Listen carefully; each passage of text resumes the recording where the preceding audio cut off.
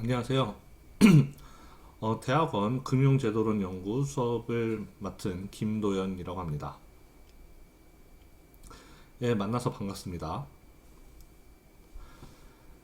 저는 대학원 수업을 예전에 미시경제학 한번 했었고, 예, 파이낸스 수업으로는 이번에 처음 하게 됐는데요.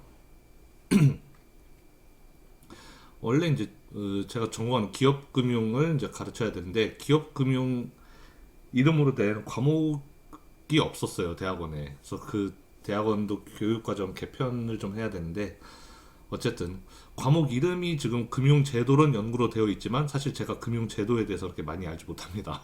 그래서 이름은 금융제도론 연구라고 되어 있지만 실질적으로 우리가 배우는 내용은 기업재무에 대한 내용이 될 거예요. 네, 그래서 교과목명 때문에 여러분들이 좀 헷갈리는 일이 좀 없었으면 좋겠습니다. 이 교과목명은 이제 어쩔 수 없이 우리가 이름을 이걸로 붙이는 건데, 다음부터는 이제 교과목 이름을 이제 정식으로 기업금융으로 바꿔서 이제 해야 되겠네요. 어쨌든 여러분들 금융제도보다는 뭐 금융제도에 대한 내용도 꽤 많이 나오긴 하겠지만 제가 이야기를 할 것 같긴 한데, 제도에 대해서도. 하지만 일반적으로는 우리는 기업 재무에 대해서 배운다, 기업 금융에 대해서 배운다라고 생각하시면 되겠습니다. 지금 우리 수업이 제가 지금 우리 수업은 온라인으로 진행할 예정이에요. 저는 원래는 대학원 수업은 사실 대면으로 하고 싶었어요. 대면으로 수업을 하고 대면 수업을 해서 그 한국어를 못하는 학생, 한국어를 잘 알아듣지 못하는 학생 상대로는 이제 영어로도 보충 설명을 하는 방식으로 그렇게 대면 수업을 하고 싶긴 했는데, 사실 지금 상황이 여의치 않기도 하고 학교에서는 이제 비대면 수업을 일단 원칙으로 정해놓고 있기 때문에요. 뭐 대면 수업을 억지로 하려면 할 수는 있었겠지만, 제 수업의 특성이 제가 말을 굉장히 많이 하는 편의 수업인데, 저는 이제 학생들이 말하는 경우는 사실 거의 없고 제가 혼자 일방적으로 떠드는 방식의 수업을 이제 주로 해왔는데, 그런데 마스크를 끼고 수업을 하는 거는 제가 너무 부담스러워서 도저히 마스크를 끼고 2시간 넘게 수업을 진행하는 건 제가 도저히 할 수가 없을 것 같아서, 그래서 비대면 수업을 하기로 결정했습니다. 그래서 한국어를 하지 못하는 학생에게는 제가 너무 미안한데, 이 수업을 따라가기가 사실 쉽지가 않을 것 같긴 해요. 하지만 한국어를 못하는 학생이라도 만약에 이 수업을 수강 신청한다면 저를 따로 찾아와서 같이 공부는 할 수 있어요, 저랑. 그래서 그런 방식으로도 수업을 이수할 수는 있으니까, 예, 뭐 방법은 있습니다. 그러니까 이 수업을 이 한글로 하는 수업은 따라가기 어렵겠지만 제가 따로 영어로 저를 찾아오면 영어로 수업을 뭐 완벽하게 동일하게 수업을 다 해줄 수 없겠지만 어느 정도 내용을 따라갈 수 있게끔 해줄 테니까 그런 방식으로도 진행할 수 있어요. 그래서 한국어를 못하는 학생이라도 뭐 수강 신청 꼭 해야 된다면 하십시오. 그러면 제가 어쨌든 수업 내용의 대부분을 이해할 수 있게끔 그렇게 설명을 해줄 테니까, 네, 그런 방식으로 할게요. 일단 지금 현재는 이 수업을 신청한 학생이 전부 중국 학생으로 보이거든요.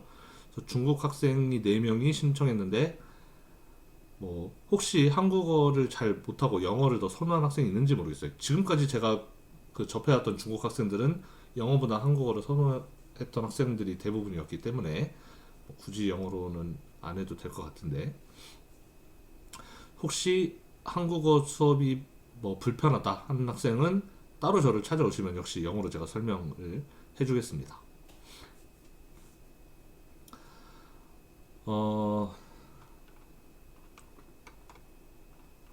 네, 그럼 일단 이 수업에 대한 뭐 소개를 좀 간단하게 하고 이제 넘어가도록 하죠.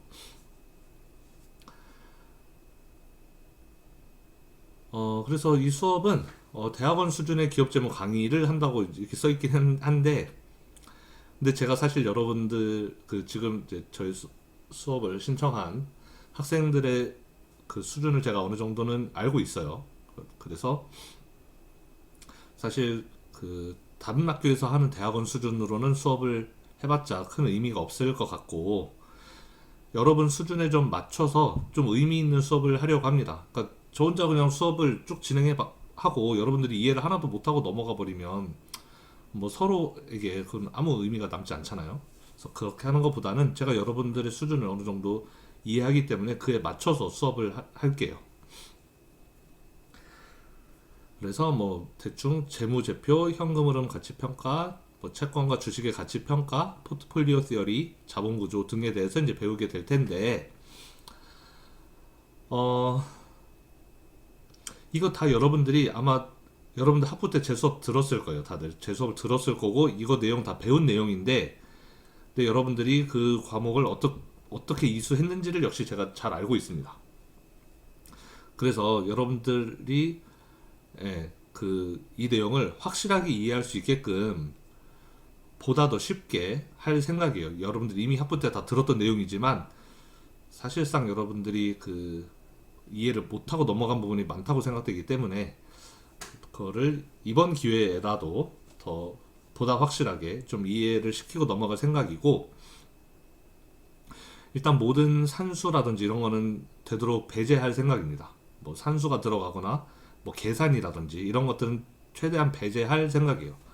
그래서 계산이라든지 뭐 수학이라든지 이런 건 다 빼고 오로지 내용만, 그러니까 그 내용을 이해하는, 그 논리를 이해하는 그런 방식으로만 수업을 할 예정이에요.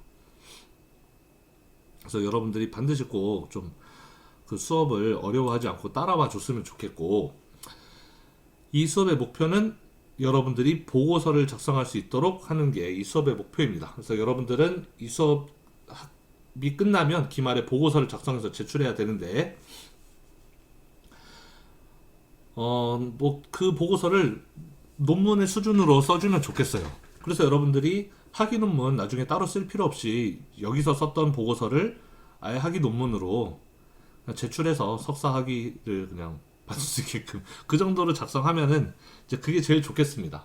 뭐 그 정도의 수준이 되지 못한다면 어쨌든 그와 비슷한 수준으로 작성을 해서 여러분들이 나중에 학위 논문을 작성할 때 도움이 되는 그런 그런 방식으로 여러분들이 좀 보고서를 잘 써줬으면 좋겠어요. 그래서 되도록이면 여러분들이 이 수업에서 이 수업은, 그러니까 제가 이제 수업을 이제 하면서 계속 주제를 줄 거예요. 여러분들이 그 보고서를 작성할 수 있는 그런 주제들을 중간중간에 계속 줄 겁니다. 그럼 여러분들이 그 주제가 아마 수십 개가 될 수도 있는데, 여러 개 중에서 관심이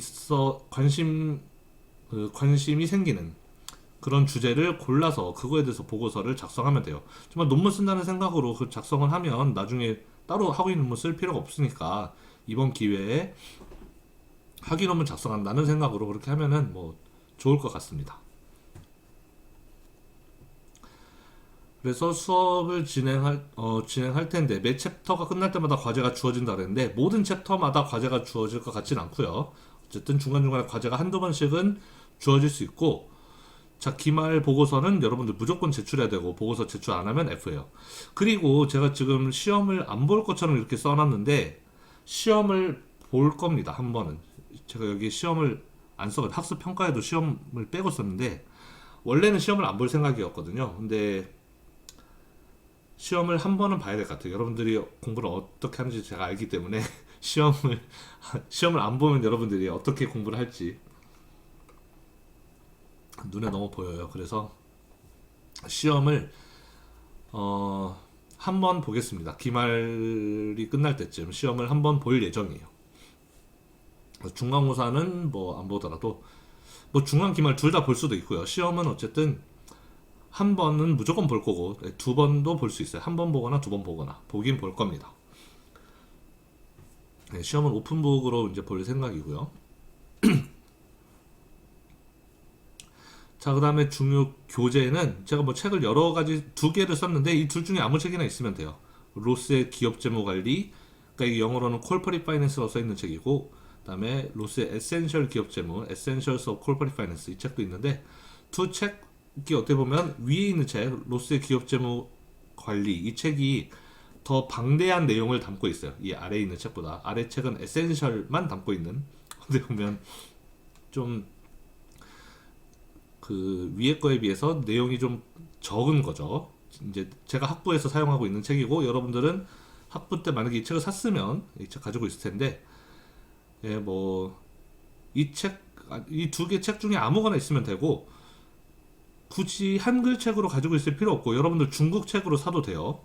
그래서 이 로스의 책이 로스 웨스터필드만 들어가면 돼요. 뒤에 사람이 조던이 있을 수도 있고 없을 수도 있고 딴 사람일 수도 있는데 로스와 웨스터필드가 쓴 콜퍼리 파이낸스가 들어간 책이면 그러니까 이 책이든 아니면 이 아래 책이든 둘 중에 아무거나 중국판으로 중국어판으로 없을 리가 없거든요. 무조건 있습니다.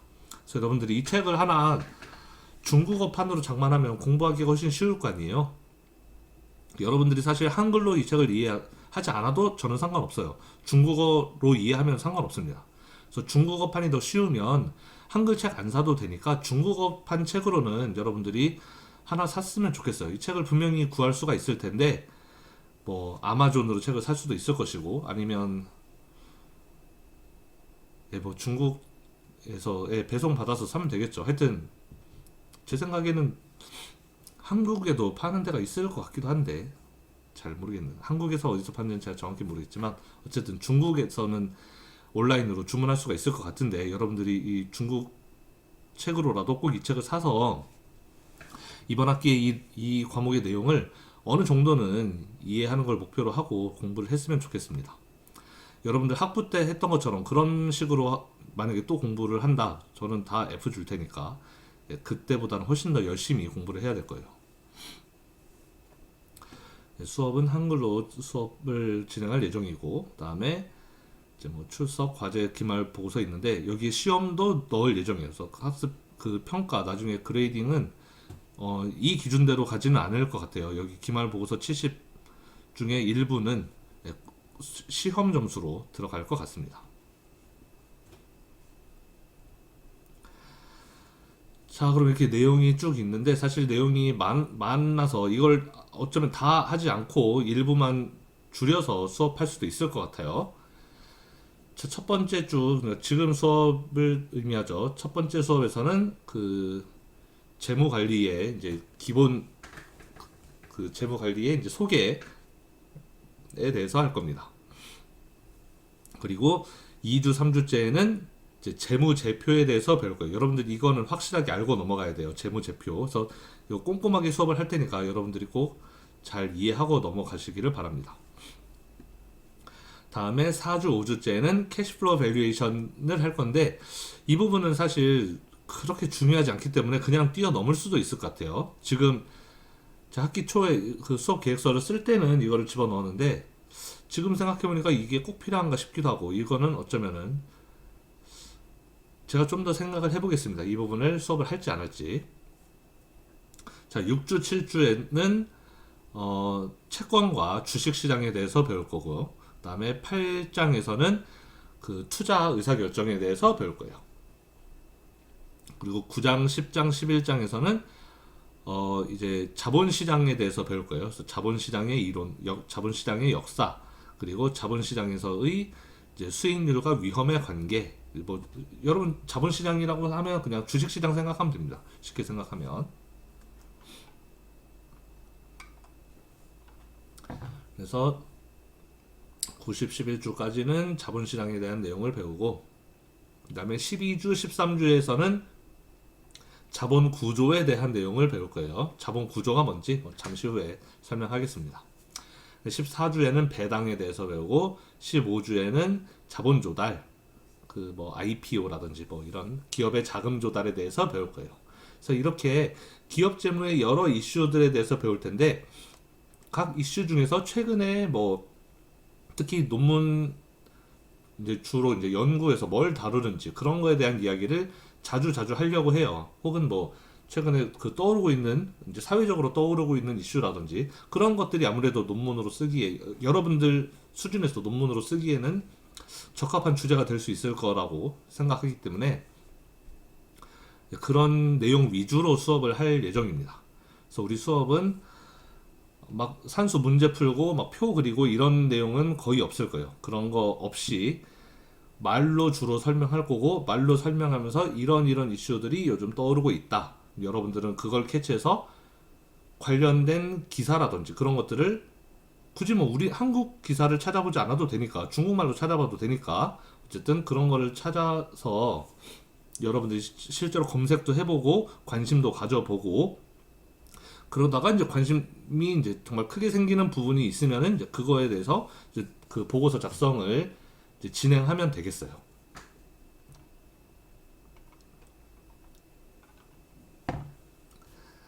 자, 그러면은 첫 번째 수업을 들어가 봅시다. 1주차 수업을 할게요.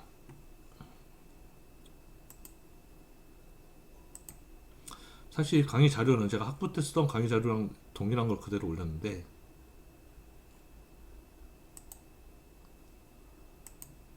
근데 수업의 내용은 좀 학부 수업과는 내용이 그 설명하는 방식이라든지 이런 게 좀 많이 달라질 것 같습니다. 1장은 뭐 그렇게 크게 달라질 것 같지는 않긴 하네요, 사실. 자, 그래서 1장 우리는 재무관리의 소개에 대해서 배울 거예요. 지금 이 챕터에서는 우리가 앞으로 한 학기 동안 뭘 배울 건지에 대해서 짧게 요약한, 그리고 그 기본적으로 알고 넘어가야 되는 게 뭔지에 대해서 설명하는 그런 챕터라고 보시면 돼요. 이 챕터를 알고 넘어가야 다음 2장부터 이해가 쉽습니다. 가장 기본이 되는 거를 설명하는, 그리고 그 전체적으로 우리가 이번 학기에 뭘 배울지에 대해서도 이제 간략하게 소개하는 그런 챕터예요. 그래서 뭘 배울 거냐면 기본적 형태의 재무의사결정과 재무관리자의 역할, 그리고 재무관리의 목표, 그다음에 기업 형태의 차이에 따른 재무적 의미, 그리고 주주와 경영자 사이에 발생할 수 있는 이해의 충돌에 대해서 이제 이야기해 보겠습니다. 사실 이 챕터에도 그 여러분들이 보고서를 작성할 만한 내용들이 굉장히 많아요. 그러니까 그 하나하나 들으면서 여러분들이 관심을 가지고 관련된 내용을 꼭 뭐 구글이라든지, 여러분 중국에서 많이 중국 그 포털 사이트 이름 뭐죠? 바이두인가요? 바이두 같은 데서 검색해서 관련된 뭐 뉴스 같은 거 이런 것들을 꼭 찾아보시기 바랍니다. 그러면 재밌는 것들을 많이 찾을 수가 있을 거기 때문에 이 수업은 그냥 뭐 아주 우리가 학문적으로 시리어스하게 들어가서 하는 수업이 아니라 그냥 우리 주변에서 그 많이 다뤄지는 그런 기업재무 이슈에 대해서 그냥 소개한다. 여러분들은 거기서 이런 이슈들이 요즘 핫하구나, 뉴스도 찾아보고, 그런 방식으로 진행되는 수업이에요. 그러니까 여러분들이 좀 스스로 뉴스 검색도 해보고 그 관련된 내용도 찾아보고 하는 방식으로 공부를 따라가 줬으면 좋겠습니다. 자, 일단 그 파이낸스의 기본적인 뭐 여러 가지 분야가 있는데, 글쎄요, 뭐 그렇게 중요하지 않아요. 일단 기업 재무, 우리가 앞으로 한 학기 동안 배우게 될 기업 재무가 있고, 이 기업 재무는 뭐냐면 기업의 재무 활동과 관련된 의사결정에 대해서 배울 거예요. 기업이 뭐 생산 활동과 관련된 의사결정 많겠죠. 우리 공장을 몇 개 세우고 공장 안에 노동자를 뭐 몇 명씩 배치하고, 이런 것들은 생산 활동과 관련된 의사결정이란 말이에요. 그런 거 말고 재무 활동과 관련된 의사결정, 예를 들면은 뭐 공장을 하나 그 추가하려고 하는데, 원래 기존의 공장이 뭐 예를 들어 3개가 있었는데 그 생산량이 부족해요. 그래서 공장 하나 더 지고 싶어요. 공장 하나 더 지으려고 하는데 그럼 돈이 얼마나 필요할까? 뭐 예를 들면 그런 거가 바로 재무 활동과 관련된 의사결정인 거죠. 돈이 얼마나 필요한지를 그 계산해보고, 그리고 그 돈이 얼마나 필요한지 알았으면 그 돈을 어디서 조달해 올 것인가도 생각해보고, 이런 게 다 재무 활동이란 말이에요. 그래서 그런 의사결정을 공부하는 게 기업 재무, 바로 우리가 한 학기 동안 배우게 될 내용입니다. 자, 그리고 그 다음에 투자론이 있는데, 투자론은 우리 수업에서는 잠깐 약간만 한 약 3, 4주 정도만 다룰 거예요. 이 내용에 대해서는 자세하게 하지는 않을 텐데 그래도 한 3, 4주 정도는 배울 겁니다. 여러분들이 조승모 교수님의 수업을 들었으면 그 내용이 이제 투자론과 관련된 내용이에요. 그래서 뭐 주식시장, 뭐 자본시장에 대한 내용이 이제 주로 나오는 것이죠.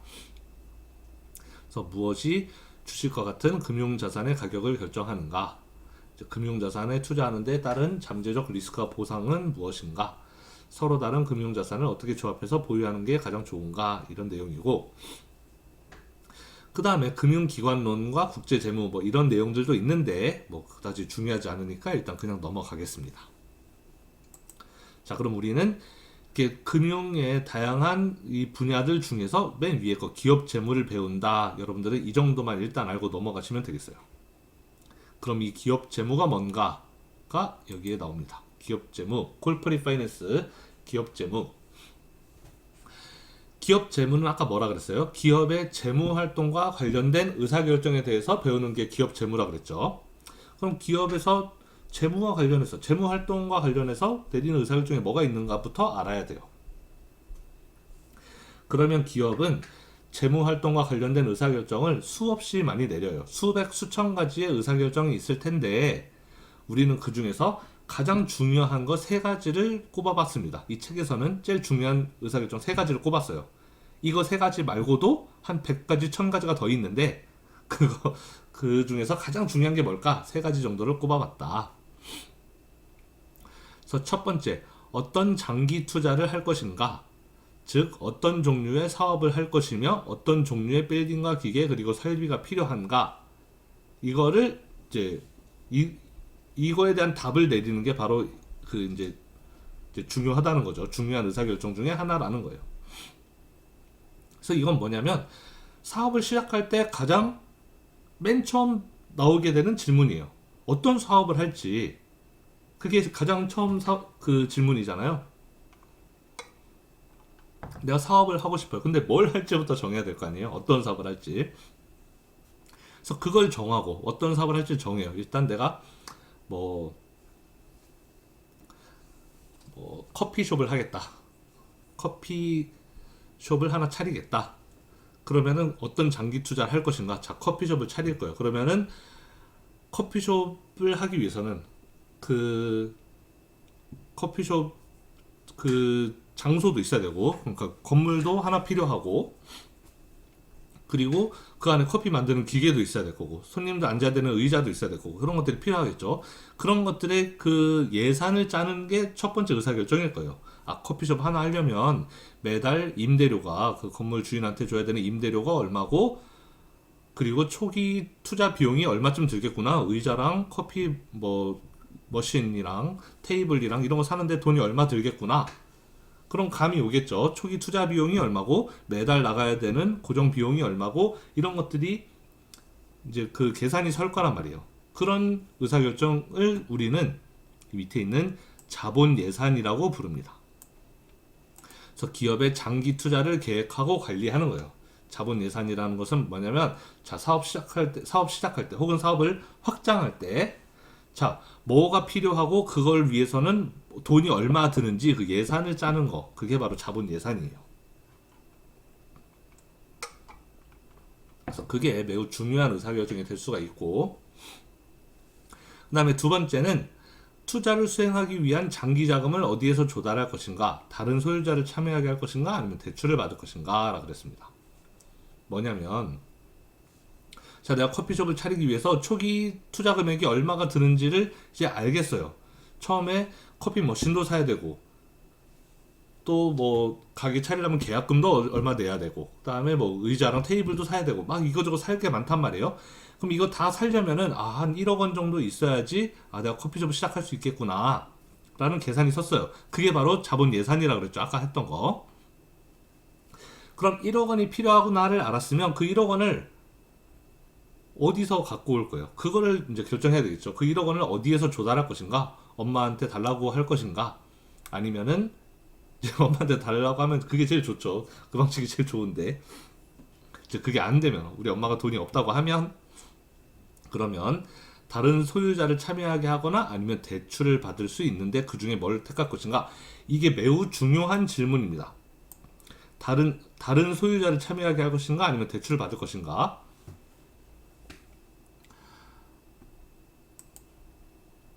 그래서 우리말로는 다른 소유자를 참여하게 한다. 소유자 참여.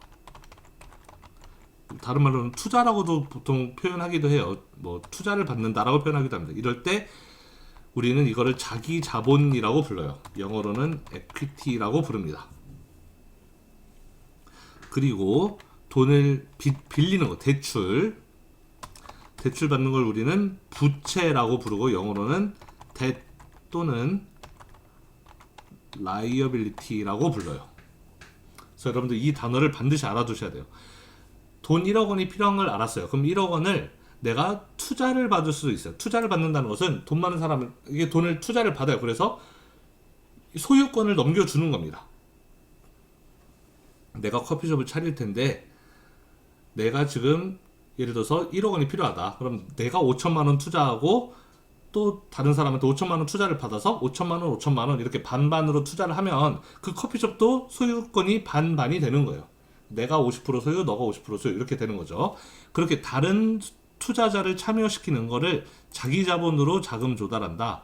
영어로는 equity라고 이렇게 부릅니다.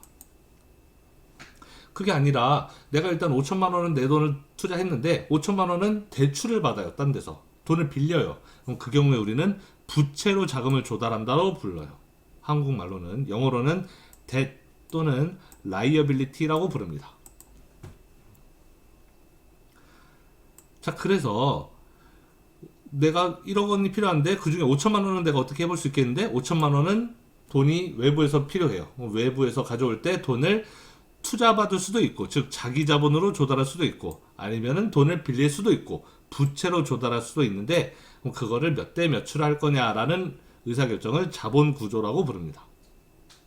5천만 원 필요해요. 근데 5천만 원을 다 빌릴 수도 있고, 아니면 5천만 원을 다 대출받을 수도 있고, 돈을 빌릴 수도 있고, 아니면 5천만 원 중에 3천만 원은 투자받고 2천만 원은 빌릴 수도 있고, 그런 거를 정하는 의사결정이 바로 자본구조다라는 겁니다. 돈을 조달할 때 돈을 몇 퍼센트는 빌리고 몇 퍼센트는 투자받을 거냐라는 거죠. 자, 지금 이 내용은 대단히 중요해요, 여러분들한테. 자기 자본, 기업이 자금을 조달할 때는 원천은 두 군데예요. 자기 자본으로 조달하거나 아니면 부채로 조달하거나.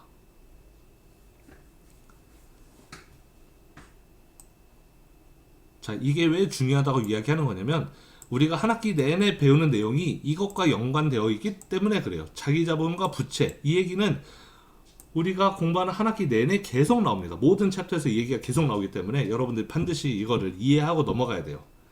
기업이 돈이 필요하다. 돈 외부에서 가져와야 되는데 가져올 때 돈을 빌리거나 아니면 투자받거나 둘 중 한 가지 방법이다. 둘을 다 써도 되고 당연히. 자, 그러면은 이제 두 번째 거까지 했고 세 번째 거.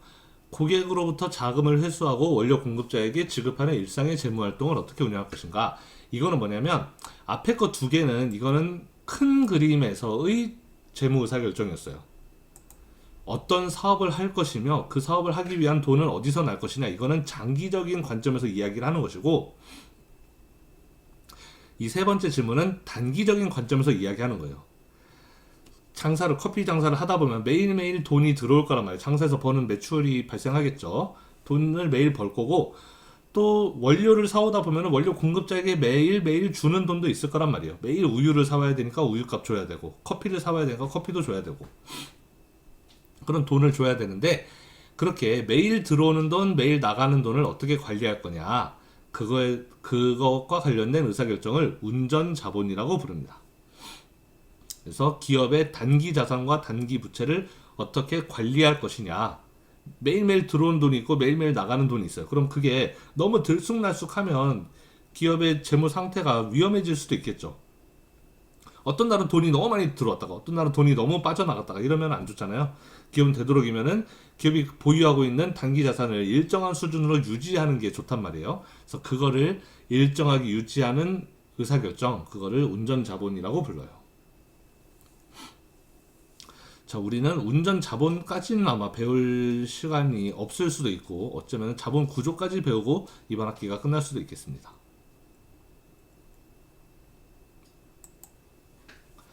자, 이번에는 기업의 형태에 대해서 한번 이야기를 해볼게요.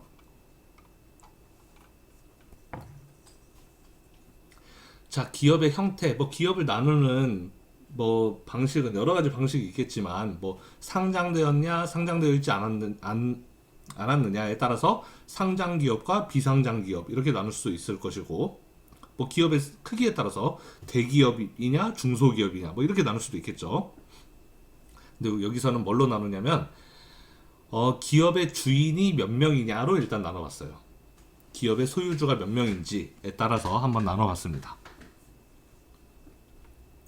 그래서 첫 번째, 개인 회사. 이거는 한 사람이 소유하고 있는 회사예요. 기업의 주인이 한 명이에요.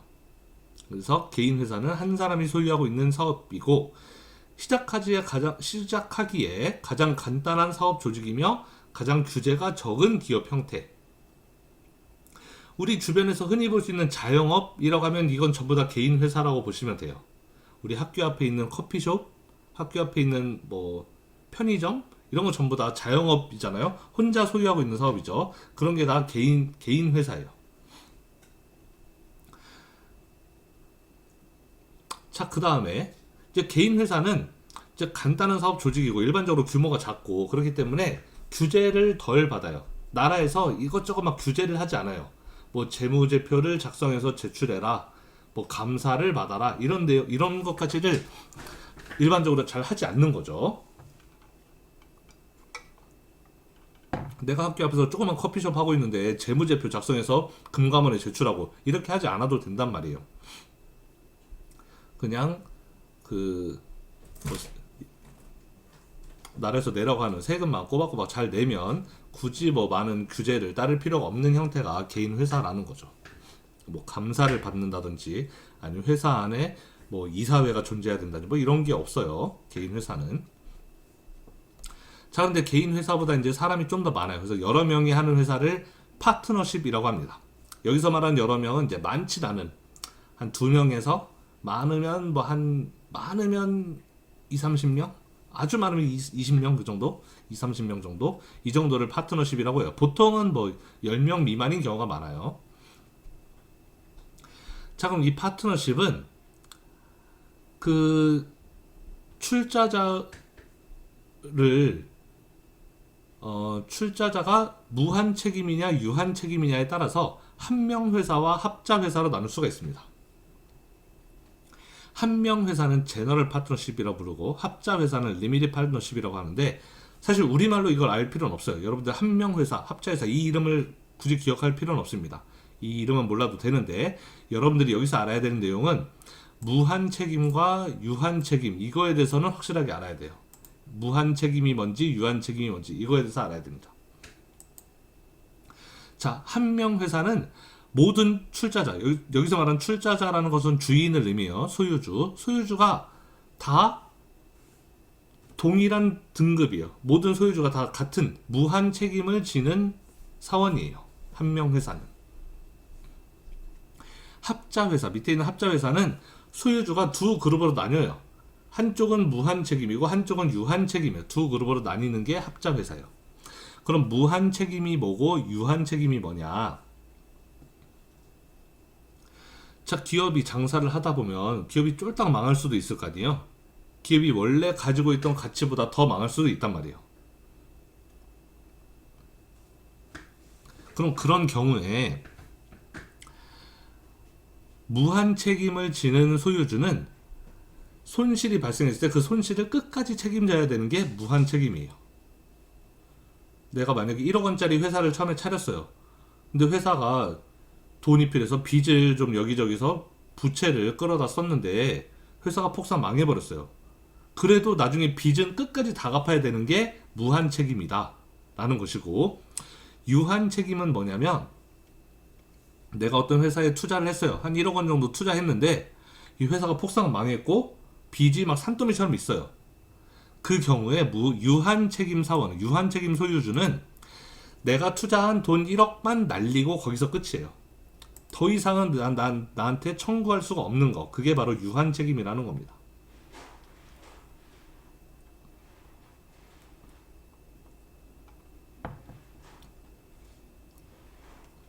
이해가 되나요? 예를 들면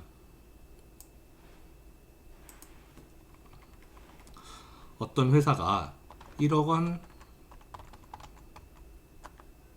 자기 자본, 1억 원 부채로 이루어진 회사가 있다고 쳐봅시다. 그러면 합치면 2억 원의 총 자산을 가지고 있는 회사인 거죠. 이 회사는 2억 원짜리 회사예요.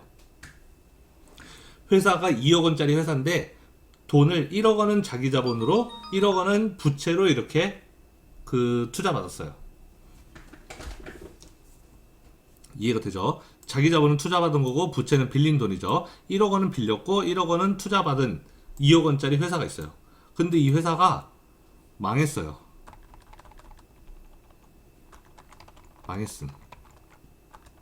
망해서 회사의 가치가 5천만 원이 됐어요.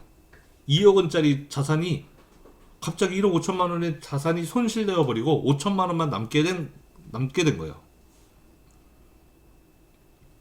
그럼 이 경우에 어떻게 해야 되느냐? 이 1억 원의 부채는 어쨌든 갚아야 되는 거예요. 무한 책임이라면 무한 책임 사원이 다 갚아야 되는 돈이에요. 예를 들어서 이 1억 원 자기 자본, 만약에 이 회사가 개인 회사였다.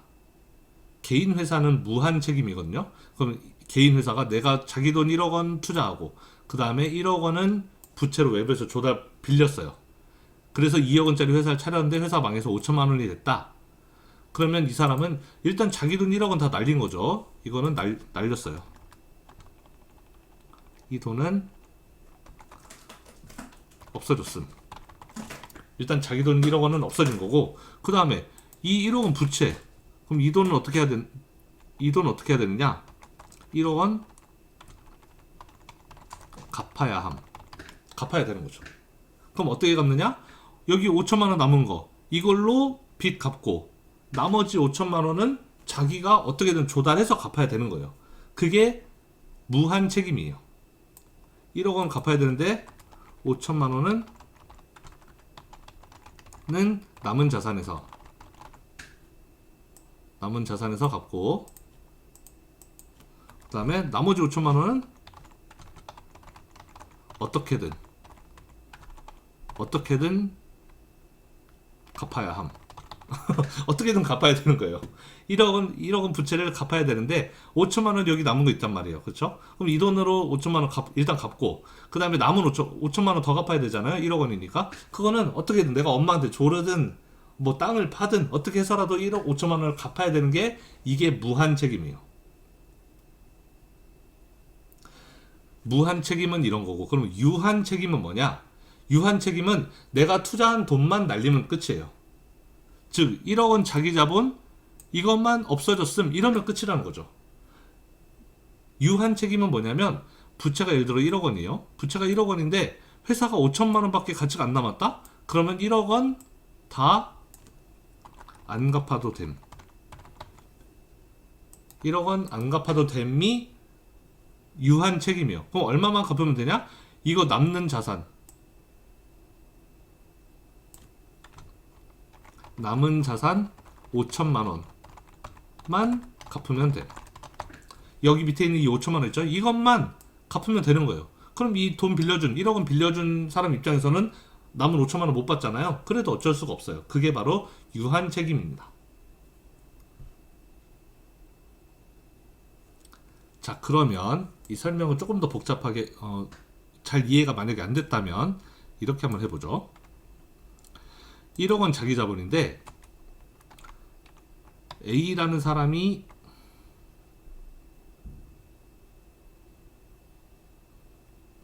A가 8천만 원, B가 2천만 원 투자했어요.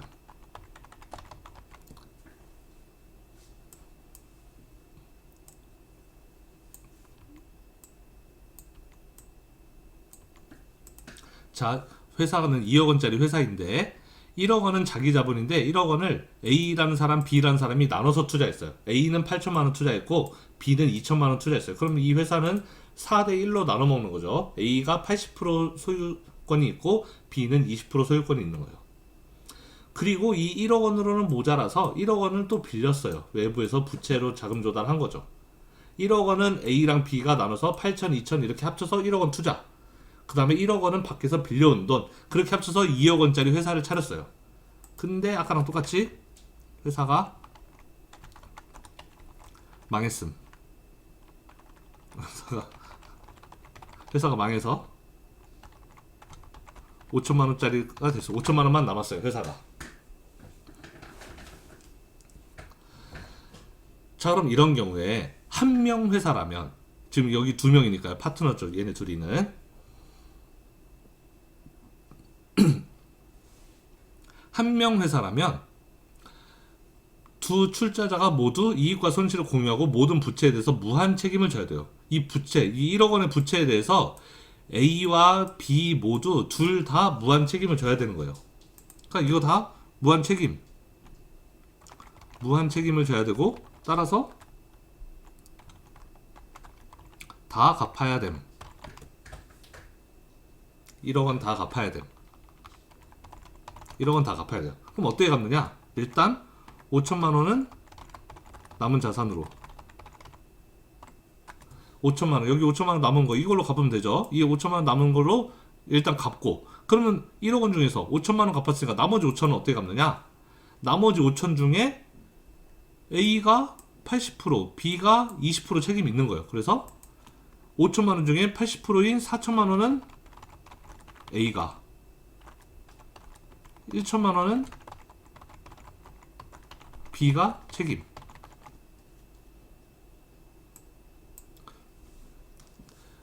(1억) 원을 다 갚아야 되는데 무한 책임이기 때문에. 근데 5천만 원 남은 자산이 있으니까 5천만 원 가지고 일단 갚고, 그 다음에 나머지 5천만 원은 A가 80%, B가 20% 지분을 가지고 있으니까 A가 5천 중에 4천 갚고 B는 1천만 원만 이렇게 갚으면 된다라는 거죠.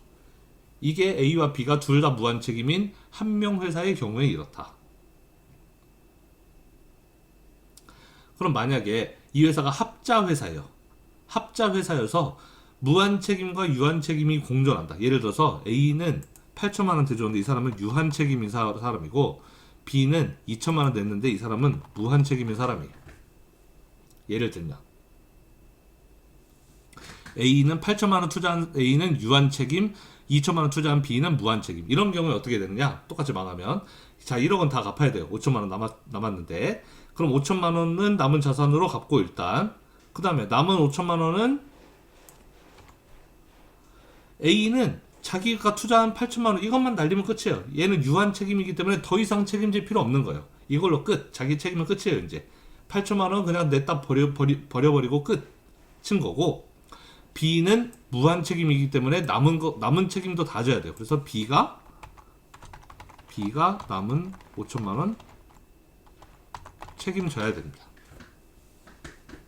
5천만 원은 일단 이거 남은 걸로 내고, 1억 중에서 5천만 원 이걸로 내고, 남은 5천만 원은 무한 책임 사원인 B가 끝까지 다 갚아야 되는 거예요.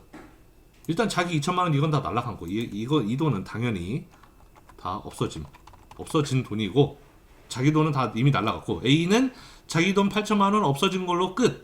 B는 2천만 원 없어진 건 당연하고 거기에 플러스 5천만 원 추가로 빚 생긴 거 그것까지 떠안아서 또 갚아야 된다. 그게 무한 책임. 그러니까 무한 책임이라는 게 사실 대단히 무서운 거죠.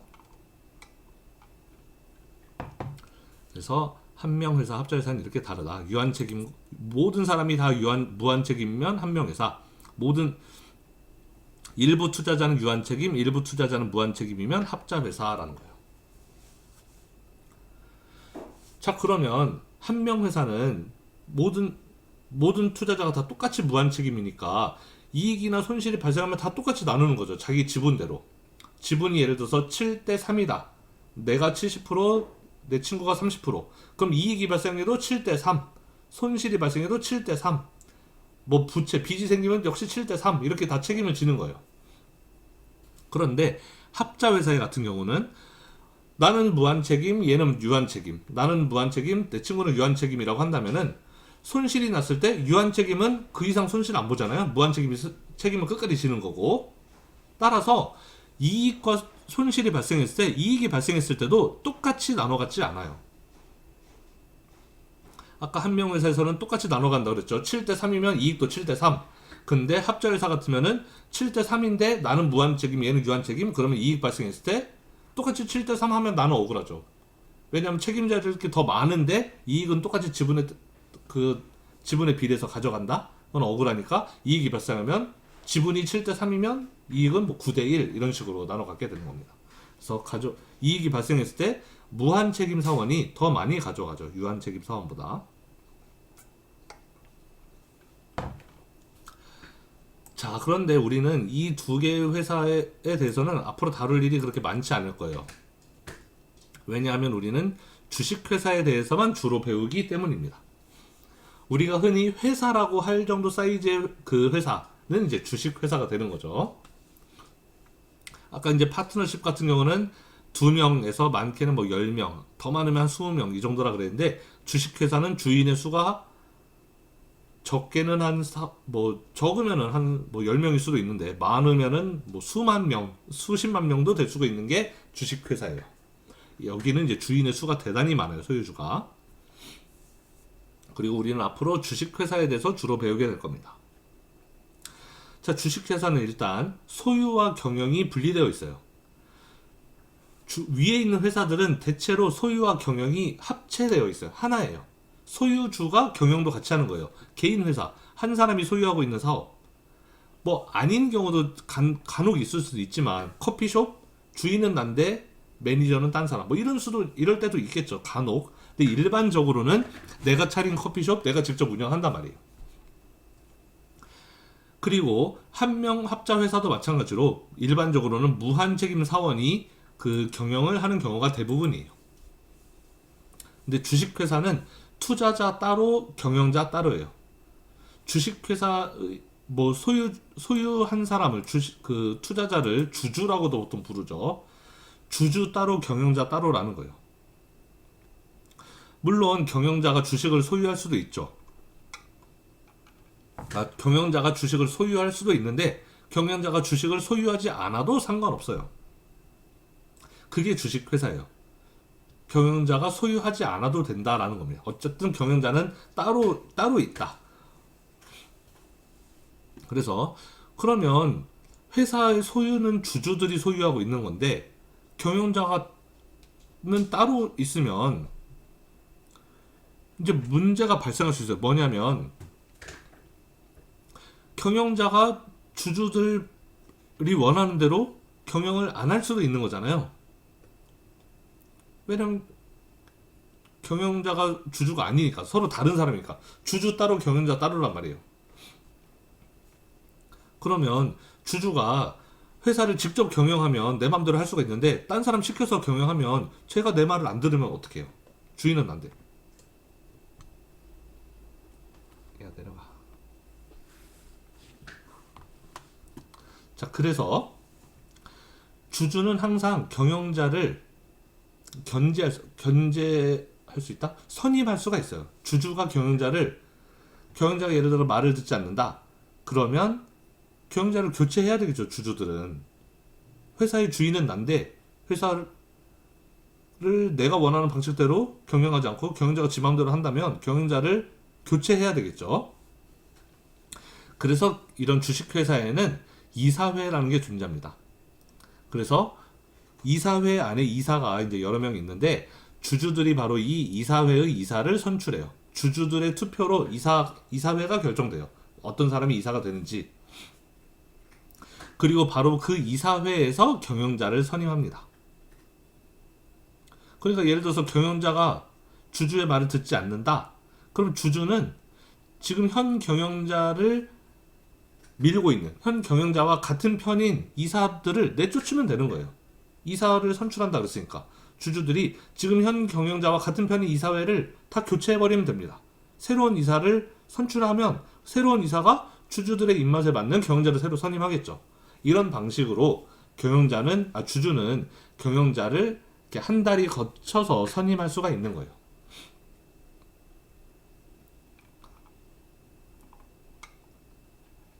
자, 주주가 직접 경영자를 바로바로 교체할 수 있는 게 아니라 주주는 이사회 선출에 결정적인 투표를 할 수가 있는 것이고 그 이사회에서 경영자를 선임하기 때문에 사실상 경영자는 주주의 눈치를 안 볼 수가 없는 거죠. 주주 말을 안 들으면 자기를 뽑아준 이사회가 날아갈 거고, 그리고 새로운 이사회가 들어오면 자기가 또 날아갈 테니까, 그래서 경영자는 주주의 말을 안 듣기가 어렵습니다.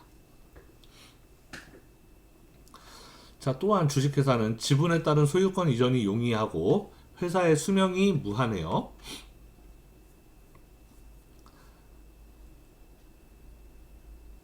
그래서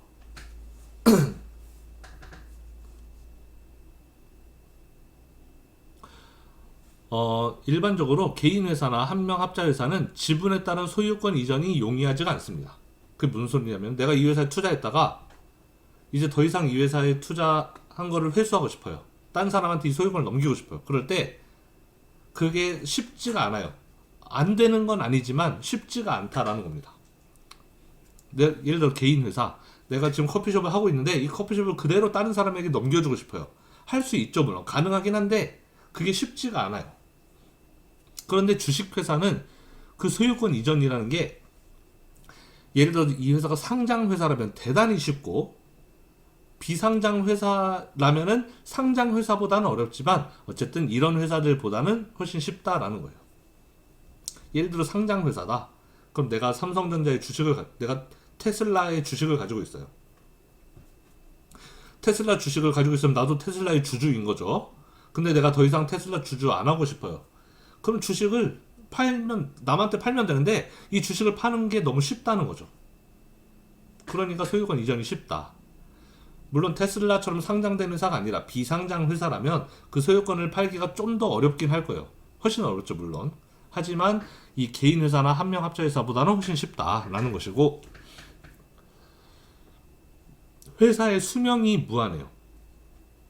여기서 말하는 수명이 무한하다는 것은 주식회사는 망해서 없어질 수는 있지만 주주가 나 이제 그만해야지 라고 해서 멈출 수는 없다는 거예요. 회사가 소멸될 수는 있어요. 회사가 망해서 없어져 버릴 수는 있어요. 망해서 없어질 수도 있기 때문에 그게 뭐 수명이 무한한가 이럴 수도 있는데, 회사가 망해서 없어질 수는 있지만 나 여기서 이제 사업 그만둬야지 끝 하고 회사를 종료시킬 수는 없다라는 거예요. 멀쩡한 회사를. 회사는 계속 갑니다. 왜? 소유권 이전이 용이하기 때문에. 내가 회사를 그만하고 싶다. 내가 테슬라의 주주였는데 내가 이제 테슬라 주인 그만해야지 하면은 내가 테슬라 주식을 누군가한테 팔고 그 사람이 새로 주인이 되는 거예요. 회사는 계속 남아 있는 것이고. 일론 머스크가 테슬라의 대주주잖아요. 일론 머스크가 나 테슬라 이제 그만해야지 라고 해서 그만할 수 있는 게 아니에요. 테슬라는 걔 혼자만의 것이 아니거든요. 다른 사람들 주식을 가지고 있고, 따라서 일론 머스크는 어떻게 하느냐, 그만하고 싶으면 자기 주식 팔고 자기 나가면 돼요. 그럼 딴 사람이 그 주식 사서 들어오면 그 사람이 새로운 주인이 되는 거고, 회사의 수명은 무한하다는 거죠. 회사를 없앨 수는 없어요. 일론 머스크가 회사를 만약에 없애고 싶다? 그럼 개인 회사로 돌아가면 돼요. 테슬라의 모든 주식을 자기가 다 산 다음에 끝! 하고 없애버리면 돼요. 하지만 주식회사는 그렇게 되기가 어렵겠죠. 어떻게 그 모든 주식을 다 사겠어요. 자, 개인 회사는 회사의 수명이 무한하지 않아요. 내가 사업하다가 그만해야지 더 못하겠다 하면은 물론 다른 사람에게 이 사업을 넘겨줄 수도 있지만 그냥 정리하고 끝낼 수도 있는 거예요. 기존에 원래 커피숍이었는데 그 커피숍을 그대로 물려받을 사람 찾아봐서 계속 커피숍을 이어가게 할 수도 있지만, 내가 커피숍 물려주려고 했는데 아무도 안 물려받아요. 그럼 나 여기서 끝내고 딴 사람 들어와서 예를 들어 다른 장사한다? 그럼 그 커피숍은 끝이잖아요. 그래서 주식회사는 회사의 수명이 무한하다고 써 있는데, 수명이 무한하다라는 것은 회사가 없어질 수 없다라는 걸 의미하는 건 아니고 없앨 수 없다라는 거예요. 회사가 망해서 없어지는 거는 어쩔 수 없어요. 하지만 망하지 않은 회사를 없애지는 못한다라는 게 수명이 무한하다라는 뜻인 겁니다.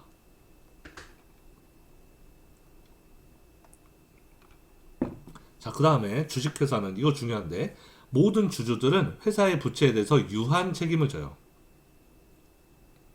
아까 유한 책임, 무한 책임 이야기했죠. 개인 회사는 무한 책임이에요. 그래서 여러분들 부모님이 여러분들이 사업하겠다 그러면은 부모님들이 걱정하는 게, 무한 책임이니까 걱정하는 거예요. 유한 책임이면 걱정 안 하죠. 내가 투자한 돈만 날리고 끝? 그러면 사업 누구나 다 할 수 있을 거예요. 그런데 사업하다 망하면 내가 투자한 것만 날리는 게 아니라 그 이상에 쌓여있던 빚이 좀 그거를 다 갚아야 되니까. 아까 이야기했던 그거죠. 내가 1억 원 투자했는데 1억 원 1억 원 투자했고 1억 원 빌렸고 합쳐서 2억 원 자산인데 5천만 원만 남았다. 그러면 그러면은 다시 만약에 1억 원 자기 자본 이게 개인 회사였다. 그래서 무한 책임. 만약에 1억 원 자기 자본이 무한 책임이야. 개인 회사라면 무한 책임이라고 그랬죠. 무한 책임 지면은 1억 원은 일단 당연히 날라간 거고, 그 다음에 1억 원 빚. 이거를 무한 책임이면 다 갚아야 돼요. 1억 원을 다 갚아야 돼. 그럼 어떻게 해야 되느냐? 이 남은 5천만 원으로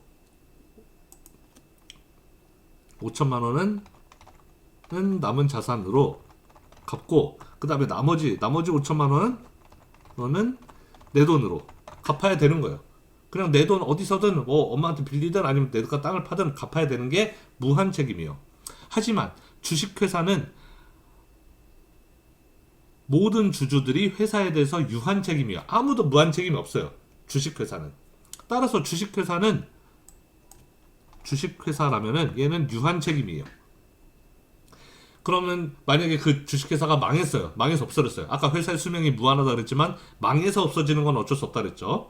만약에 회사가 망했어요.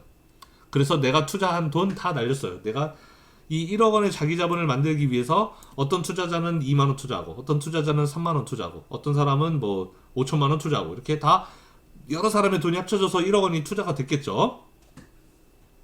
그런데 그 사람들은 전부 다 유한 책임만 져요. 1억 원 부채 이거는 그래서 유한 책임밖에 받을 수가 없어요. 그럼 어떻게 된다? 그냥 이 사람들 돈 이거 날리고 끝이에요. 1억 원을 다 받을 수 없음이에요. 이 부채 1억 원을 다 못 받아요. 이 그 돈을 빌려준 사람은 얼마를 받느냐? 남은 자산 5천만 원만 받음. 유한 책임이기 때문에 이 사람들은 책임, 여기 이거 없어짐, 여기까지가 책임이에요. 내가 투자한 거 없어지고 끝. 그러면은 그냥 남는 것은 그냥 우리 남은 거 5천만 원 있어. 이거라도 가져가. 이게 유한 책임이에요. 그래서 1억 원을 빌려줬지만 5천만 원밖에 못 받게 되는 거죠. 따라서 빚을 빌려줄 때 주식회사한테 빚을 빌려주는 것은 굉장히 조심스럽게 빌려줘야 되는 거죠. 빚을 못 받을 수가 있기 때문에. 유한 책임이기 때문에. 그래서 왜 큰 회사들, 사이즈가 큰 회사들이 망하면 정부가 자꾸 뭐 구제 금융을 해주잖아요. 뭐 미국에서도 금융 위기가 막 터졌을 때 엄청나게 막 큰 회사들 막 망하고 하면은 정부에서 막 그 보조금을 주죠. 그게 왜 그러냐면 유한 책임이기 때문에 그래요. 빚을 빌려준 그 금융기관은 빚을 다 받을 수가 없어요. 빌려준 만큼 다 받을 수 있는 게 아니라 저희가 빌려줬는데 망했다? 그럼 망한 거, 그 남은 돈 5천만 원밖에 못 받는 거예요. 그러니까 금융기관이 힘들어지는 거죠. 그러니까 이 주식회사, 큰 회사가 망하면은 문제가 사회적으로 크게 번질 수가 있다라는 거예요. 어떤 회사가, 큰 회사가 망했다. 예를 들어서 우리나라의 뭐 SK텔레콤이라는 회사가 망했다. 큰 회사죠. 그 회사가 망하면 그걸로 끝이 아니에요. SK텔레콤이 망하면 SK텔레콤에 돈 빌려줬던 모든 은행, 금융기관 다 같이 망하는 거예요. 왜? 돈을 빌려줬지만 SK텔레콤은 갚을 의무가 없거든요. 그냥 자기 회사 없어졌으면 그걸로 끝이에요. 그냥 남은 돈 니네가 알아서 나눠 먹어. 하지만 원래 우리가 빌렸던 돈을 다 갚을 수는 없어가 되는 거니까, 유한 책임이라는 것은. 그래서 큰 회사가 망하면 이거는 그 회사 하나 망하고 끝이 아니고 그 회사에 돈 빌려줬던 모든 금융기관이 다 힘들어지기 때문에 사회 전체적인 문제가 될 수 있다. 따라서 주식회사는 규제를 굉장히 많이 받습니다. 주식회사가 망하면 얘네만 혼자 망하는 게 아니라 그랬잖아요. 나라 전체가 힘들어질 수 있다 그랬죠. 굉장히 여러 사람을 피곤하게 만든단 말이에요. 그렇기 때문에 규제를 굉장히 강하게 해요. 아까 개인 회사는 규제가 적은 기업의 형태라 그랬죠.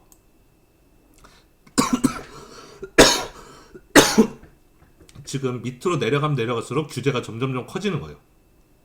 내려가면 내려갈수록 주인의 수가 많아지고 규제가 점점 커져요. 그런데 주식회사는 이 위에 있는 두 개에 비하면 규제가 훨씬 더 많아요. 왜? 위에 거 두 개는 만약에 회사가 망한다? 그래도 무한 책임이기 때문에 금융기관 입장에서는 어떻게든 빚을 다 받아내면은 결국 회사만 망하고 끝이에요. 물론 이 회사 주인들은 이제 쫄딱 망하는 거죠, 당연히. 하지만 이 주인들 쫄딱 망하면 힘든 사람들은 뭐 그 주변의 가족들 뭐 그 정도.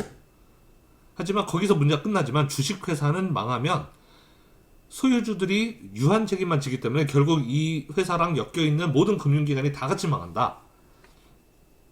그러면 굉장히 여러 사람들이 힘들어지게 되는 거죠. 야, 저로 가. 내려가.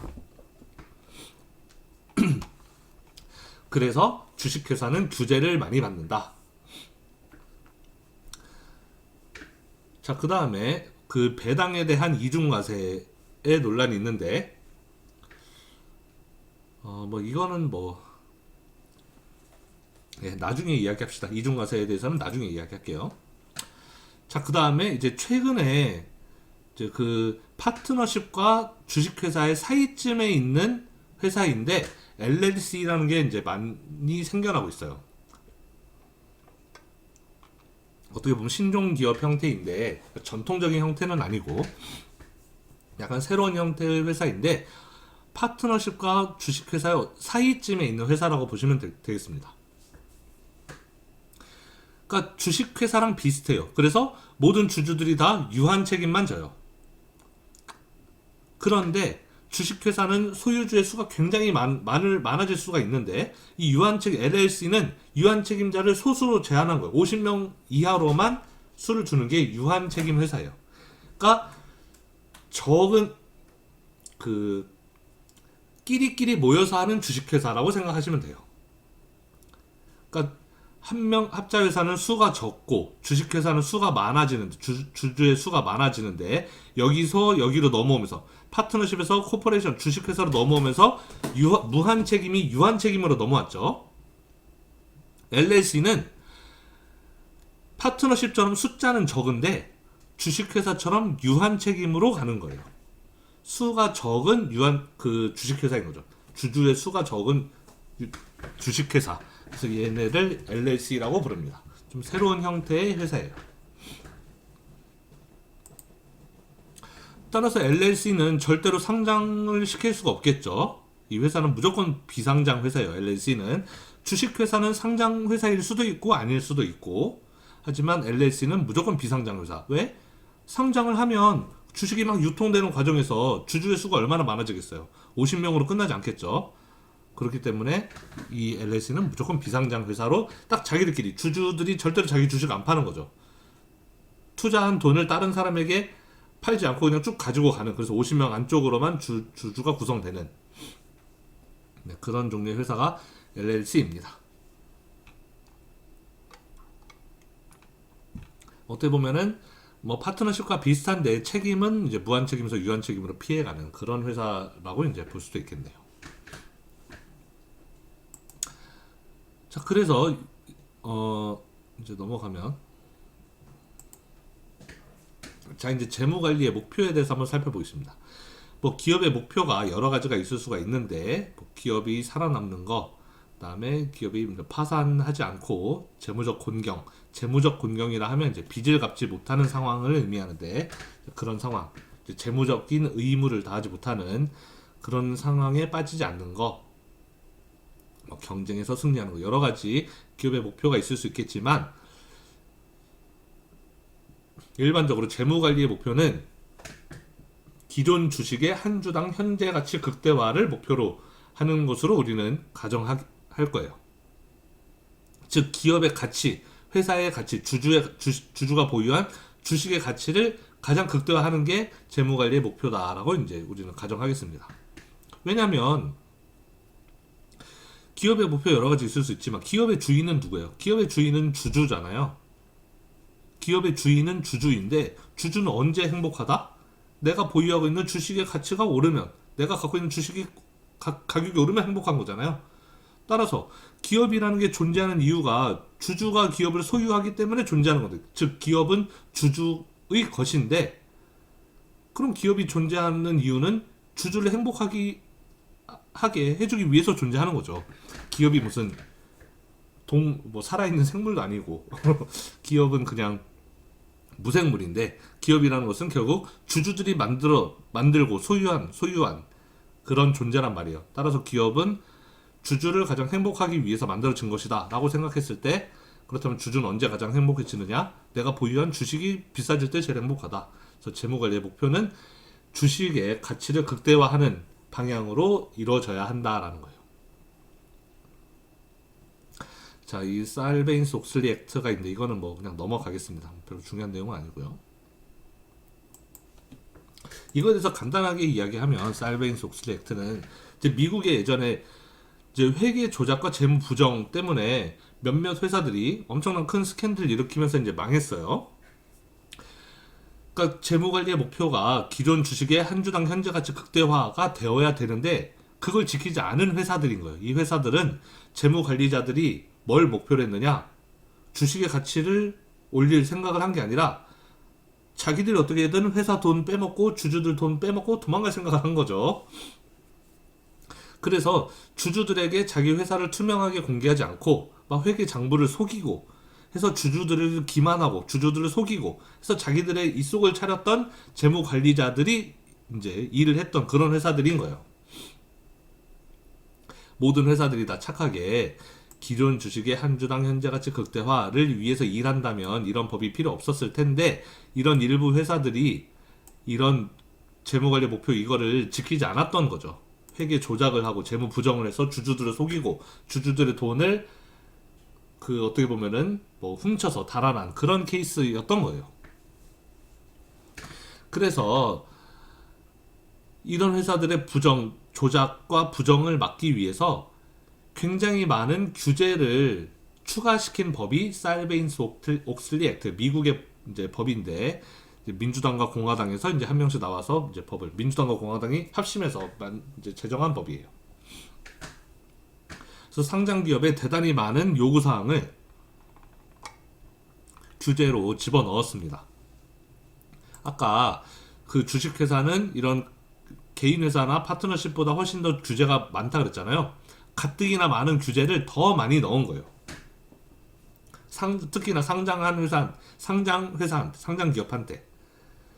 그러니까 기업들이 그 규제를 다 지키려다 보니까 돈이 너무 많이 드는 거예요. 나라에서 시키는 대로 이것도 지키고 이것도 지키고, 그러니까 법을 지키는데 절차상의 그 비용이 많이 들어가는 거죠. 뭐 계속 감사도 받으라 그러고, 재무제표도 자꾸 뭐 작성해서 그 재무제표도 제출할 때마다 계속 감사를 받아서 제출해야 되고, 그냥 대충 써서 내면 안 받아주고 막 이러니까 비용이 많이 들어간다. 그래서 많은 상장 기업들이 상장을 철회하기도 했어요. 자, 우리가 생각할 때 이 상장 이런 것도 역시 뭐 논문에 아주 재미있는 주제가 될 수가 있는데, 우리가 생각할 때 상장이라는 게 많은 비상장 기업한테는 막 꿈일 것 같고 목표일 것 같고 그렇잖아요. 일반적으로 우리가 생각할 때 비상장 회사들은 작은 회사고 상장 회사들은 큰 회사들이 많으니까, 작은 회사들이 열심히 해서 회사 규모가 커지면 상장해야지, 다 이렇게 할 것 같지만 실제로 꽤 많은 경우에 상장을 원하지 않는 회사들도 많고, 기업 규모가 이미 굉장히 많이 커졌다 하더라도 상장을 원하지 않는 회사들도 많고, 이미 상장한 기업 중에서도 상장을 철회하고 싶어하는 회사들도 굉장히 많습니다. 의외로 그런 경우들이 많아요. 일례로 예전에 페이스북 같은 회사도 그 마크 주커버그는 상장을 원하지 않았어요. 상장을 안 시키려고 했는데 어쩌다 보니 주주의 수가 너무 많아져서, 아까도 이야기했지만 그 파트너십 같은 경우에는 주주의 수가 보통 뭐 많으면 2, 30명 이렇게 간다 그랬고, LLC만 해도 50명 이하로 제한되어 있다 그랬잖아요. 근데 페이스북은 처음에는 주주의 수가 많지 않았겠지만 주식을 조금씩 주변에 팔고 하다 보니까 주주의 수가 늘어나서 막 그때 500명 넘게 늘어나 버렸어요. 주주의 수가 500명 이상이 되니까 이제 미국의 그 증권위원회에서 페이스북에게 강제로 그 상장을 강요했죠. 그래서 페이스북은 원하지 않는 상장을 이제 하기도 했었는데 꽤 많은 경우에 그 상장이라는 것을 원하지 않는 기업들도 많습니다. 특히 사르벤스 옥슬리 액트가 그 시행되고 나서 꽤 많은 상장 기업들이 상장을 철회하기로 했었다는 거죠. 네, 그 다음에 대리인 관계에 대해서 한번 볼게요. 이거 아까 잠깐 이야기했던 건데 이제 주식회사에서 발생하는 문제가 대리인 관계예요. 아까 무슨 얘기했었냐면 주식회사는 소유와 경영이 분리되어 있는데 따라서 주주 따로 경영자 따로라 그랬잖아요. 회사의 주인 따로, 회사를 운영하는 사람 따로예요. 근데 회사를 운영하는 사람이 주인 말대로 운영하지 않을 수도 있다 그랬죠. 회사의 주인은 경영자가 어떻게 경영을 해줬으면 좋겠느냐? 바로 여기 써 있는 것처럼 기존 주식의 한 주당 현재 가치 극대화를 위해서 일을 열심히 해줬으면 좋겠는 거예요. 그럼 주가를 올리려면 사장은 어떻게 해야 되겠어? 사장은 일을 열심히 해야죠. 뼈 빠지게 일을 열심히 해야 된단 말이에요. 그런데 사장님은 내가 일을 열심히 해봤자 어차피 그건 다 주인들한테 좋을 일이고 주주들만 좋은 일이죠. 내가 일 열심히 해서 주가가 올라가면 그건 주주들 행복해 해주는 거지 나는 별로 안 행복하단 말이야. 나는 일만 열심히 했지 돌아오는 게 없어요. 그럼 경영자는 목표가 뭐냐? 경영자는 주가가 오르든 말든 일 대충 하고 난 집에 빨리 퇴근해서 빨리 집에 가고 되도록이면 회사에서 안 잘리고 오랫동안 근무하고 그런 게 제일 좋은 거죠. 워라벨이란 말 들어봤어요? 중국 학생들한테 어려운 말인가? 어쨌든 일 많이 안 하고 적당히 그냥 적당히 근무하면서 월급 꼬박꼬박 받는 게 그 사장님이 원하는 방식이겠죠. 사장님의 목표겠죠. 주인의 목표는 사장님이 일 열심히 하는 거. 사장의 목표는 적당히 주인 눈치 봐가면서 일 좀 덜 하는 거. 뭐 이해가 되죠? 자, 대리인 관계라는 것은 주인이, 여기서 말하는 주인은 주주가 되겠죠. 주인이 자신의 이익을 대신하도록 대리인을 고용할 때 발생. 여기서 말하는 대리인이 경영자, 즉 사장님이에요. 회사 사장님은 주인이 아니에요. 주인은 주주예요. 주주는 따로 있고. 자, 그래서 주주가 회사를 직접 경영하면 일이 문제가 생길 게 없어요. 자기가 원하는 대로 회사를 경영하면 되니까. 근데 주식회사는 주주 따로, 그 경영자 따로란 말이에요. 왜냐하면 주주들이 여러 명 있기 때문에 그 경영자를 일종의 투표의 형태로 뽑을 수밖에 없는 거죠. 이사회를 선임하는 방식으로 해서. 자, 그래서 주인이 이제 자신의 이익을 대신하는 경영자, 대리인을 고용했더니 문제는 대리인 문제가 발생해요. 왜? 주인과 대리인의 이해가 충돌하니까. 주인은 대리인이 일을 열심히 했으면 좋겠는데 대리인은 일 열심히 해봤자 이건 주인만 좋지 나한테는 좋을 게 없어요. 그래서 일을 별로 안 하고 싶은 거죠.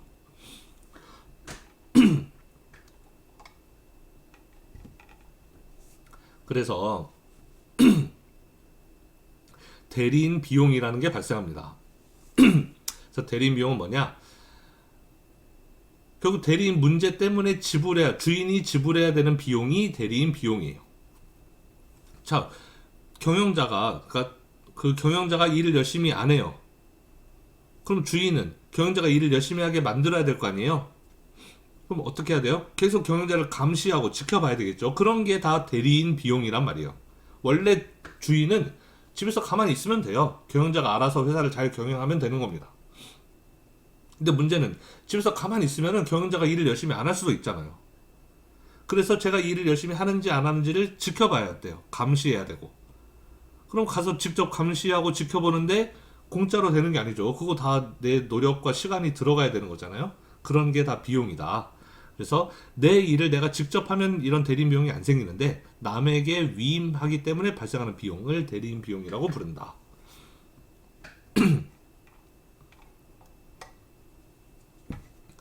자, 경영자들은 주주의 입장에서 행동하는가? 자, 그러면 대리인 문제는 경영자가 주주의 입장에서 행동하지 않기 때문에 발생하는 거죠. 주주의 목표는 뭐냐? 경영자가 일 열심히 하는 거. 주가를 올리기 위해서 일 열심히 하는 거. 근데 경영자는 그 말을 듣기 싫은 거죠. 일 열심히 해봤자 이거는 주주만 좋지 나한테는 안 좋으니까. 자, 그래서 경영자들이 그러면 주주의 입장에서 행동하게 만들 수 있는가? 두 가지 방법이 있다. 일단 경영자의 목표를 주주의 목표와 일치시킬 수가 있어요. 자, 주주의 목표가 뭐라 했죠? 주가 올라가는 게 목표라 했죠? 경영자의 목표는 뭐? 주가는 관계없이 나는 그냥 대충 일하고 집에 가는 거, 퇴근하는 거. 자, 그러면 이때 경영자에게 스탁 옵션이라는 걸 줄 수가 있어요. 스탁 옵션이라는 건 뭐냐면 우리가 지금 여기서 옵션에 대해서 설명하면 이제 너무 내용이 많아지는데 아주 간단하게 이야기하면 주가가 올랐을 때 받는 보상금, 성과급이 스탁 옵션이에요. 옵션이라는 것은 여기서 특히나 스탁 옵션에서는 옵션이라는 것은 주식을 여기서는 자세하게 설명해봤자 여러분들 머리만 아프고 쉽게 생각하면 주가를 어느 수준 이상으로 올리면 그때부터 주가에 비례해서 받는 보상금이라고 생각하면 되겠습니다. 주가가 올라가면 올라갈수록 그만큼 보상금이 커져요. 성과급이. 그게 스탁 옵션이에요. 쉽게 생각하면 스탁 옵션이라는 것은 예를 들어서 회사의 주가가 뭐 10,000원이다. 지금 현재 10,000원인데 스탁 옵션을 줬어요. 예를 들어서 뭐 12,000원짜리 스탁 옵션을 줬다 쳐봅시다. 그러면은 12,000원짜리 스탁 옵션을 줬으면은 회사의 주가가 12,000원이 되면은 예를 들어서 회사 지금 현재 주가가 10,000원인데 스탁 옵션을 12,000원으로 설정했다고 쳐봅시다. 자, 그래서 3년 뒤에 주가를 보고 이제 이 스탁 옵션을 이제 준 거예요. 12,000원짜리 스탁 옵션을. 그럼 이 사람 어떻게 되느냐? 주가가 만약에 3년 뒤에 11,000원까지 올렸다. 그럼 성과급 0원. 12,000원까지 올렸다. 성과급 0원. 13,000원까지 올렸다. 성과급 1,000원 곱하기 옵션 개수가 되는 거예요. 내가 예를 들어서 스탁 옵션을 만약에 10,000개 받았다. 그럼 1,000원 곱하기 10,000. 내가 스탁 옵션을 뭐 1억 개 받았다. 1,000원 곱하기 1억이 되는 거예요. 만약에 주가가 14,000원이 됐다. 그럼 성과급 2,000원이 되는 거죠. 곱하기 옵션 개수. 자, 여기는 주가를 의미하는 거죠. 주가. 자, 현재 10,000원이었던 주가를 내가 올렸는데 11,000원까지 올렸다? 그러면은 스탁 옵션 여기에 못 미쳤잖아요. 그러면은 돈 안 줘요. 12,000원 걸었는데 딱 12,000원까지 했다? 그래도 돈 안 줘요. 근데 12,000원 이상을 올렸다? 13,000원까지? 그럼 그 차이 13,000원과 12,000원 차이가 1,000원이죠. 그 1,000원 곱하기 스탁 옵션 준 거만큼 이렇게 성과급을 준다라는 거예요. 이렇게 생각하면 쉽겠죠. 이렇게 되면 13,000, 14,000, 15,000 이렇게 올릴 때마다 자기 성과급이 2배, 3배 이렇게 올라가는 거잖아요. 그러니까 주가를 막 올리려고 경영자가 노력을 하겠죠. 스탁 옵션을 주면. 그래서 원래 주주의 목표였던 주가를 높이는 거를 경영자도 같이 일치해서 나도 열심히 주가를 높여야 되겠다. 그래야지 내 성과급이 많이 높아지니까 이렇게 되는 거예요. 자, 그럼 만약에 경영자가 주주의 목표를 추구하지 않는다면 그들은 교체될 수 있는가? 자, 경영자가 주주 말을 안 들어요. 그럴 때 스탁 옵션 주면 되는데 스탁 옵션 줘도 예를 들어 말을 안 듣는다. 그러면 그럴 때 경영자가 주주가 원하는 대로 경영하지 않는다면 교체될 수 있는가? 교체할 수 있다라는 거예요. 그때 이제 위임장 대결이라고 하는데 위임장 대결 별게 아니라 이거는 여러분들이 이 단어를 굳이 알 필요는 없고 그냥 프락시 파이트라는 것은 그러니까 이사회를 교체하는 거예요. 아까 설명 잠깐 했지만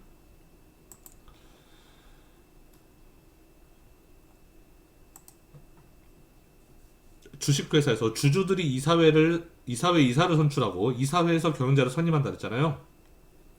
프락시 파이트는 이 이사회를 교체하는 겁니다. 왜? 이사회가 뽑은 경영자가 말을 안 들으니까 그 경영자를 뽑은 이사회를 다 경질시키는 거예요. 새로운 이사로 바꾸고 새로운 이사가 새로운 경영자를 선임하게끔. 그래서 프락시 파이트를 통해서 사장을 교체할 수 있고, 아니면 기업이 인수당하면 돼요. 우리 기업이 다른 기업한테 팔리면 된다는 거. 다른 기업이 우리 기업을 사버리면 된다는 거죠. 그걸 이제 기업 인수, M&A라고도 부르고, 뭐 영어로 테이크 오버라고 하기도 하고. M&A 들어봤나요? M&A, 기업 인수. 이게 뭐냐면, 자, 여러분들이 만약에 M&A를 하려고 해요. 즉 어떤 회사를 살려고 합니다. 어떤 회사를 인수합병 하려고 해요. 그러면 어떤 회사가 타겟이 되겠어요? 인수합병 하려는 회사는. 잘 나가는 회사를 여러분들이 인수합병 하고 싶어요? 잘 나가고 막 가치가 높은, 뭐 성장성을 보고 인수합병 할 수도 있겠죠, 그런 회사를. 근데 일반적으로는 인수합병을 어느 때 하느냐, 저 회사를 내가 경영한다면 훨씬 더 가치가 높아질 수 있는데, 지금 저 회사가 뭔가 경영 방식이 잘못돼서 가치가 이만큼밖에 되지 않는다. 내가 경영하면 여기까지 가치를 올릴 수 있는데 지금 저 사람이 경영하고 있으니까 이 정도밖에 가치가 되지 않는다. 그럴 때 회사를 사는 거예요. 이 가치인 회사를 사서 내가 이만큼 가치를 끌어올릴 자신이 있으면 그럼 저 회사를 사면 되죠. 그래서 만약에 기업 인수가 발생하게 돼, M&A가 발생하게 되면 대부분의 경우 그 인수합병의 대상이 되었던, 타겟이 되었던 회사들은 경영자가 교체가 됩니다. 왜? M&A를 할 때부터 경영자를 교체할 생각으로 M&A를 했으니까. 저 사람한테 계속 회사를 맡길 거라면 M&A를 하지도 않았죠. 그 사람을 자르고 내가 직접 경영하거나 혹은 다른 사람에게, 내가 신뢰하는 다른 사람에게 맡겼을 때 회사의 주가가 회사의 가치가 높아질 수 있다라고 믿기 때문에 M&A를 한 거거든요. 그래서 인수합병을 통해서도 그 경영자가 교체될 수가 있습니다.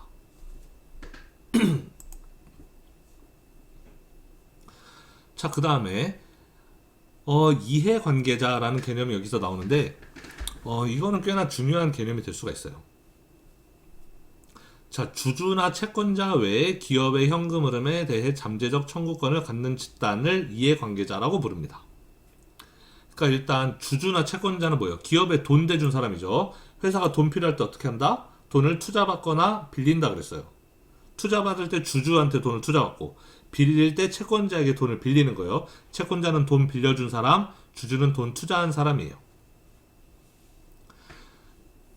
어떻게 보면 회사는 이 사람들의 돈을 가지고 회사가 설립이 된 건데, 근데 이 사람들 말고도 기업의 현금 흐름에 이랑 관련되어 있는 사람들이 있어요. 예를 들면 가장 중요하게는 회사에서 일하는 사람들, 회사의 근로자. 그 회사 근로자들은 회사로부터 봉급을 계속 받잖아요. 월급 받으면서 일을 하는 거죠. 그러니까 회사 근로자가 제일 중요한 이해관계자예요. 또한 고객들, 회사에 물건을 돈 주고 사주니까 이 사람들도 이해관계자. 뭐 원료 공급자, 회사가 원료 공급자한테 돈을 주고 원료를 사오니까요. 뭐 정부에 세금 내니까 정부도 이해관계자가 될 수 있고, 이렇게 이해관계가 얽혀있는 사람을 이해관계자라고 불러요. 그럼 이 얘기를 지금 왜 하느냐?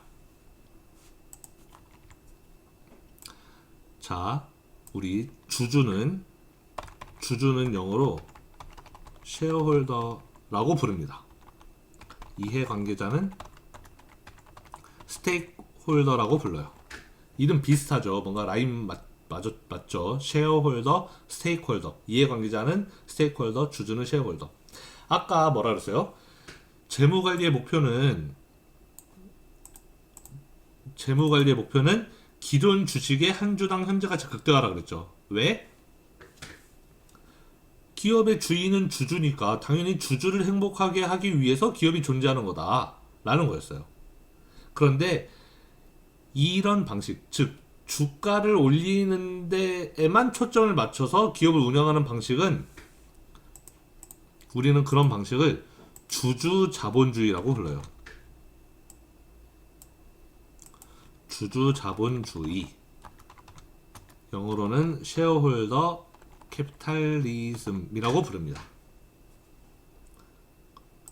무조건 주가를 올리는데 전력을 다하자. 이게 주주 자본주의예요. 주주를 위해서 회사는 존재한다라는 거예요. 그에 반해 이해관계자의 이야기도 들어봐야 된다라는 게 이해관계자 자본주의예요.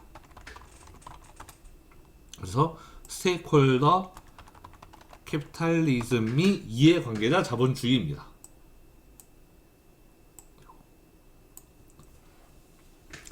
주주 자본주의에서는 기업의 주요 의사결정을 할 때 주주들만 투표할 수가 있어요. 이사회를 선임한다든지 뭐 이런 중요한 의사결정을 할 때 주주들만 투표권이 있어요. 다른 사람들은 투표권이 없어요. 이해관계자 자본주의에서는 주주들만 투표하는 게 아니에요. 이해관계자들도 투표를 해요. 그래서 근로자들도 투표권이 같이 있어요. 주주들과 똑같이. 그런 게 이해관계자 자본주의예요. 자, 어떤 회사가 주주 자본주의다, 이해관계자 자본주의다, 이렇게 딱 이분법으로 나눠서 이야기할 수 없어요. 이거는 일종의 스펙트럼이에요. 그러니까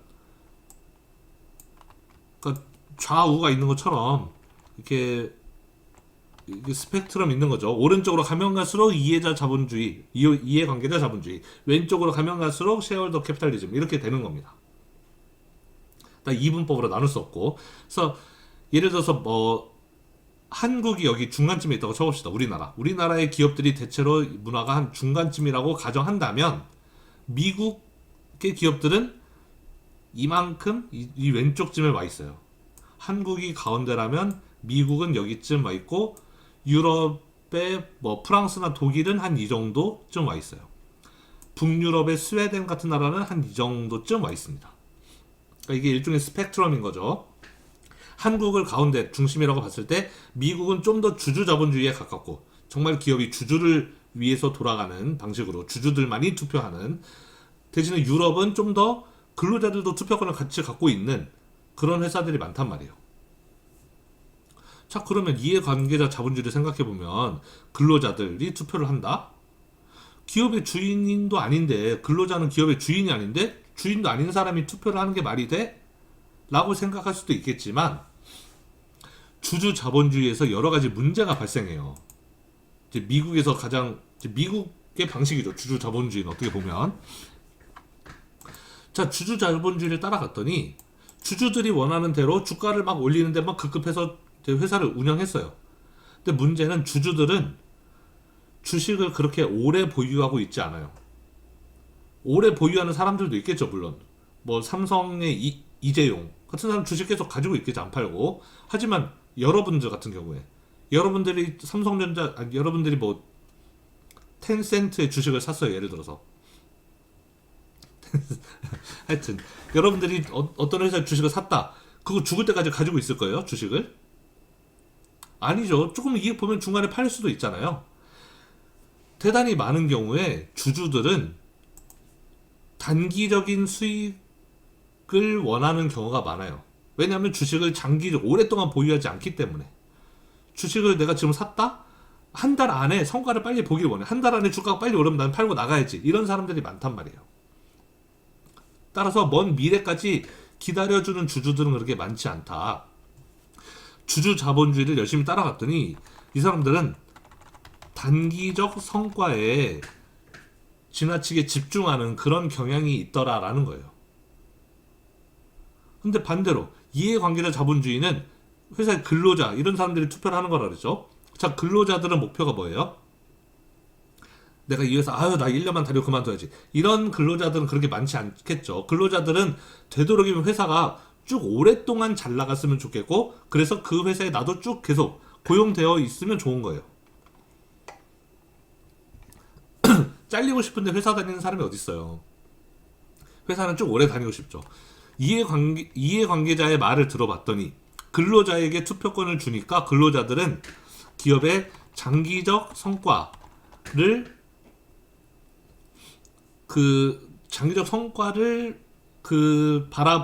바라는 그런 방식의 투표를 더 많이 한다는 거죠. 그러니까 기업의 장기적인 관점으로 살펴봤을 때는 주주 자본주의보다 이해관계자 자본주의가 더 높은 성과를 낼 수도 있는 거예요.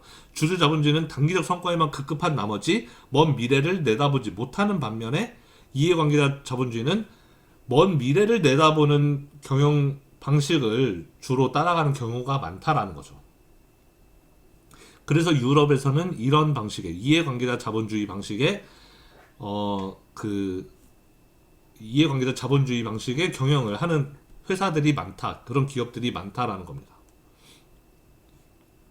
그래서 여러분들이 한번 그 인터넷에서 검색해보면 많이 나와요. 구글 같은 데서 쉐어홀더 캐피탈리즘, 스테이크홀더 캐피탈리즘 밑에 있잖아요. 네, 여기 이렇게 나오죠. 이런 거를 검색해 보면은 네, 뭐가 다른지 뭐 이런 거에 대해서 잘 나옵니다.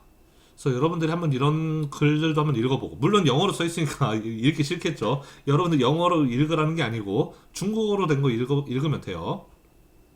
그래서 주주 자본주의, 이해관계자 자본주의에 대해서 중국말로 써있는 중국어 사이트에 들어가서 중국말로 된 거 한번 읽어보고, 제가 여러분들한테 한번 물어보고 싶은 건 이제 중국의 기업들은 그러면 어느 쪽에 있는지 그걸 좀 알고 싶어요. 아까 말했죠. 한국은 여기, 미국은 여기, 유럽은 여기 있다 그랬잖아요. 그럼 중국은 어디에 있는지, 중국도 근로자들에게 투표권을 주는지, 근로자들의 의사를 반영해서 기업이 운영되고 있는지, 이런 것들을 한국이랑 비교해서 중국은 한국보다 왼쪽인지 오른쪽인지 한번 인터넷 같은 데 검색하고 해서 한번 여러분들이 한번 알아봤으면 좋겠습니다. 자, 그러면 오늘 수업은 한 이 정도로 마치고 다음 시간에 챕터 1 마저 끝내고 그 다음 내용으로 넘어갈게요. 예, 수고하셨습니다.